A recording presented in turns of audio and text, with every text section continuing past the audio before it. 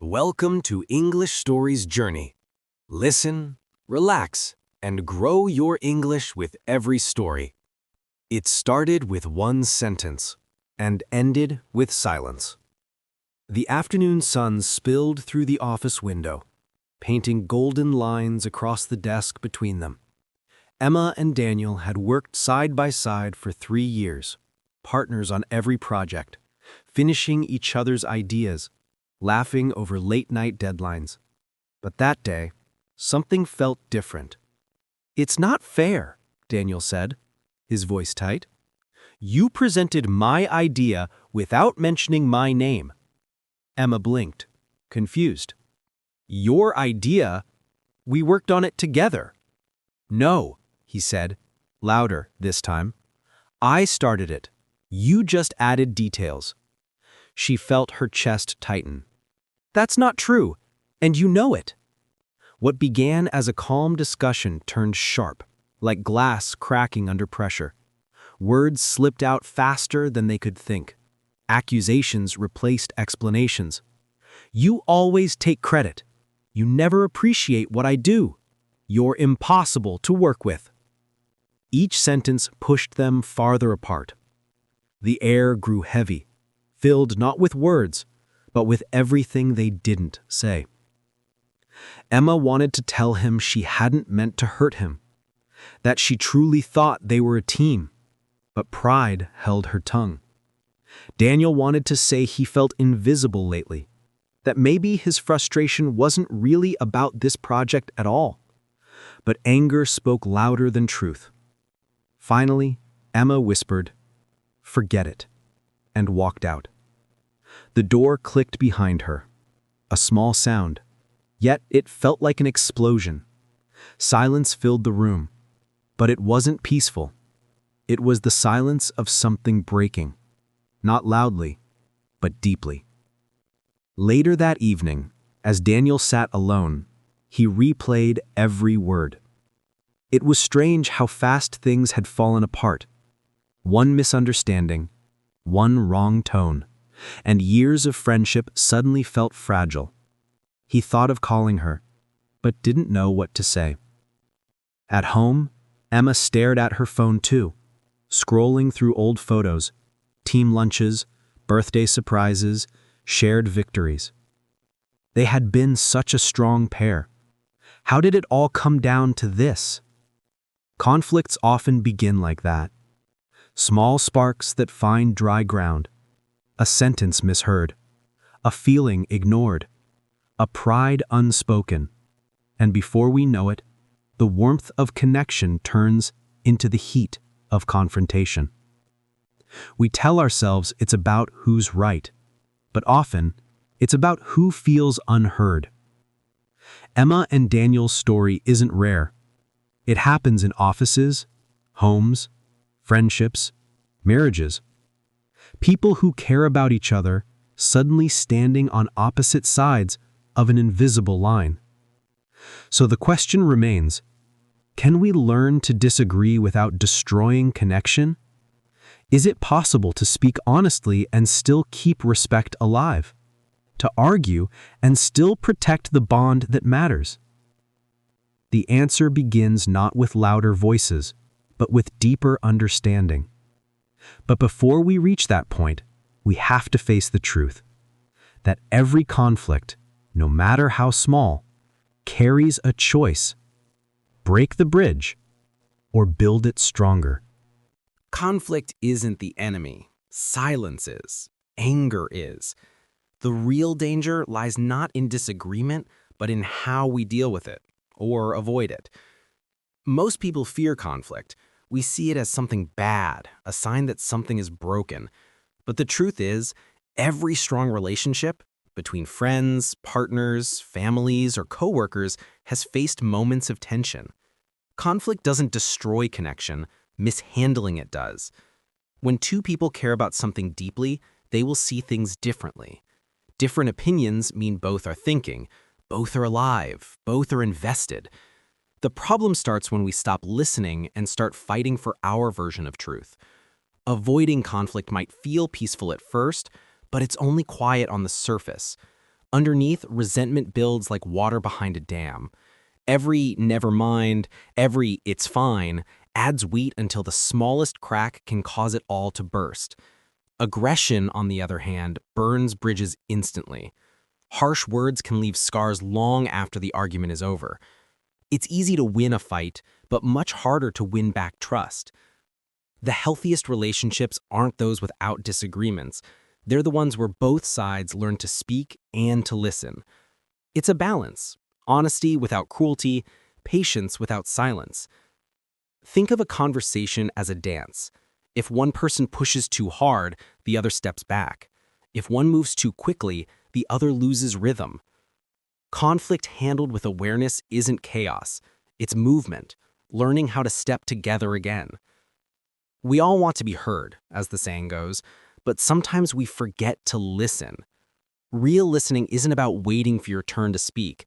It's about truly trying to understand what the other person feels beneath their words. When we listen, we turn conflict into connection. When we pause instead of react, we create space for empathy. The goal isn't to avoid arguments forever. That's impossible. The goal is to face them with respect, to talk without tearing down, and to disagree without destroying trust. Because when handled with care, conflict becomes something powerful, a mirror that shows us who we are and a bridge that brings us closer to others. Most conflicts don't explode because of one big mistake. They build up through small ones we repeat without noticing. We think we're fixing the problem, but often we're feeding it. 1. Blaming and you always, you never statements. Few words cause more damage than you always or you never. They turn a momentary issue into a personal attack. Instead of hearing your message, the other person hears a judgment. You never listen. You always think you're right. Suddenly, the conversation shifts from the problem to defending pride. Emma realized this during her argument with Daniel. She kept saying, "You never listen to me." And every time she said it, he shut down a little more. Later, she understood. He was listening, just not in the way she expected. Her words made him feel blamed, not understood. 2. Interrupting or shouting. When emotions rise, volume often follows. We interrupt, talk over, raise our voices, believing it shows strength. But shouting doesn't make your point stronger. It just makes the other person stop listening. In the heat of anger, no one wins. The louder we speak, the less we hear. 3. Bringing up the past. Nothing derails a discussion faster than turning today's issue into a list of yesterday's mistakes. This is just like last time. You did the same thing last year. The past can't be changed, but bringing it up can reopen every old wound.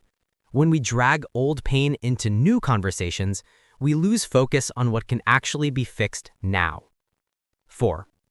Avoiding the talk completely. Some people think avoiding confrontation keeps peace, but silence isn't peace. It's distance. Unspoken frustration doesn't fade, it festers. Every time we say, "it's fine," when it's not, we build another wall.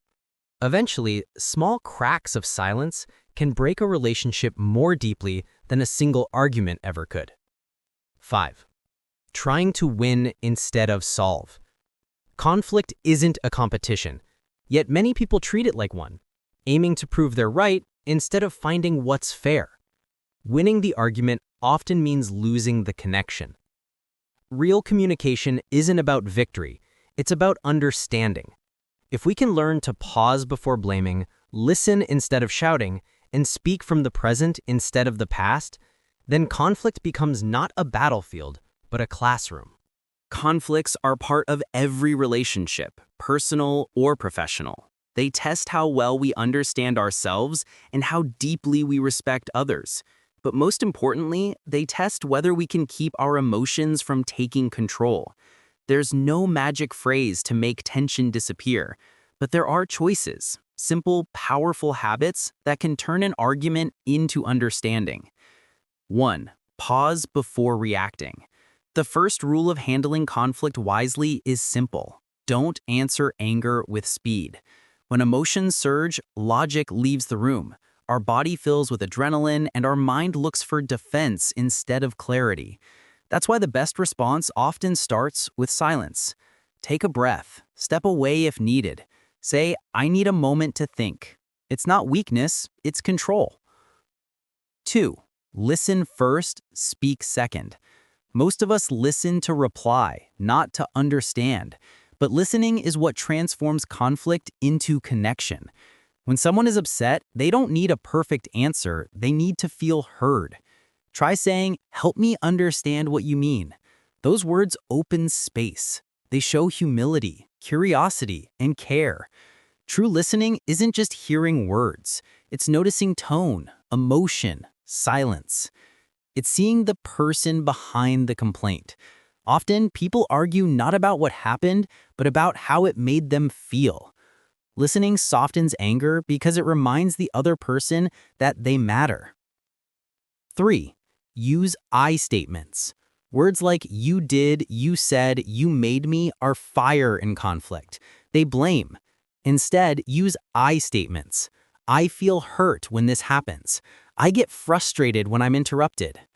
This simple shift changes the energy. It shows vulnerability instead of accusation. You stop being an enemy and become a person expressing emotion.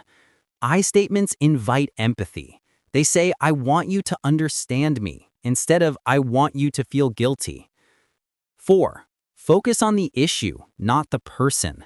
It's easy to mix who someone is with what they did, but labeling kills dialogue. If your coworker forgot a deadline, don't say you're irresponsible. Say the deadline was missed and it affected the project.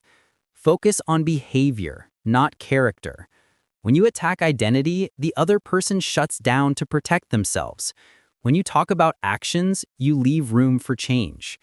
Remember, the goal isn't to defeat the other person, but to solve the problem together. You're on the same side of the table, facing the problem, not each other. 5. Find common ground. In every disagreement, there's at least one shared value, something both sides care about. It might be respect, teamwork, love, or fairness. Remind each other of that. We both want this project to succeed. We both care about keeping our friendship strong. Finding common ground turns conflict from me versus you into us versus the problem. It softens resistance and brings back perspective. Even in tough arguments, reminding someone of what connects you helps rebuild trust, the foundation that allows honest conversation to continue. 6. Apologize when needed. Apologizing doesn't mean admitting you are entirely wrong. It means recognizing your part in the hurt. A sincere I'm sorry has incredible power. It disarms pride, melts tension, and opens the door to healing. But it must be genuine, not, I'm sorry you feel that way, which shifts blame back to you. Instead, I'm sorry for how I spoke, or I didn't mean to dismiss your effort. Being right is satisfying for a moment. Being kind lasts much longer. Sometimes saying sorry isn't losing. It's choosing peace over ego. 7. End with calm. Even if the issue isn't fully resolved, aim to end calmly. Arguments often spiral because people leave mid-conflict, angry, unheard, and wounded. But closing a conversation respectfully helps preserve trust. You might say, let's take a break and talk later. Or, I still disagree, but I respect your view. Ending with calm means remembering the relationship matters more than the result. It's okay not to reach perfect agreement. What matters is that both sides leave feeling valued, not victorious. Handling conflict wisely doesn't mean never getting angry. It means learning how to use anger as information, not ammunition. It's a skill that turns emotional storms into opportunities for growth. Emma eventually reached out to Daniel. She didn't start with explanations or blame. She said, I miss how we worked together. I think I spoke out of pride. Daniel sighed and said, I should have trusted your intentions more. They didn't erase what happened, but they rebuilt something stronger. Respect.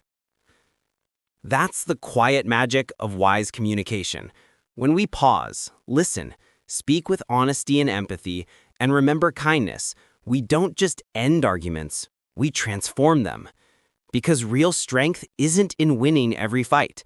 It's in protecting the connection, even when we disagree. So next time you face a conflict, don't aim to win. Aim to understand. Winning gives you pride for a moment. Understanding gives you peace that lasts. When you listen, when you pause before reacting, when you choose empathy over ego, you don't lose power, you gain it. Because real strength isn't in being louder, but in staying calm when emotions rise. Think of all the connections in your life, friends, family, coworkers. Each one is fragile, yet precious. Protect them. Speak with honesty, but also with kindness. Take responsibility when needed, forgive when you can, and always leave space for understanding. Because conflict doesn't have to break relationships. Sometimes it deepens them, if you're willing to grow through it. When was the last time you turned an argument into understanding? Thank you for listening. Like and subscribe.